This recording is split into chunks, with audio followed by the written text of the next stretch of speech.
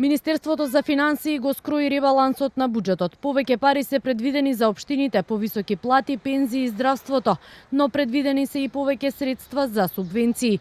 Во своето образложение на ребалансот, кој денеска го мина владиниот филтер, министерката за финансии Гордана Димитриевска-Кочовска посочи дека и вкупните приходи и вкупните расходи со ребалансот се зголемуваат за по 1%, а јавниот долг до крајот на годината според министерката би изнесувал 62,1%.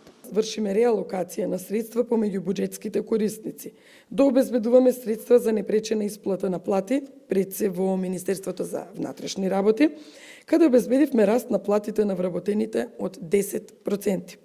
Исто така се обезбедени дополнителни средства за исплата на зголемените пензии, транзицијски трошоци и најважно е обезбедувањето дополнителни околу 300 милиони денари за капитални расходи. Растот на економијата е проектиран на 3,7%. Кочовска вели во следниот период очекува стабилизација на инфлацијата, која со ребалансот е проектирана на 2,8%. Проекцијата за инфлацијата ја темелиме на очекувањата за доследна примена на законските прописи, пред се на Законот за нефер трговски практики, кои треба да спречат неоправдано зголемување на цените, особено кај основните прехранбени производи. Измените и дополнувањата на буџетот за 2025 година кои се усвоени од владата се потврда на фискалната политика и нашите напори пред се за фискална консолидација и домакинско управување со јавните средства, односно парите на даночните обврзници.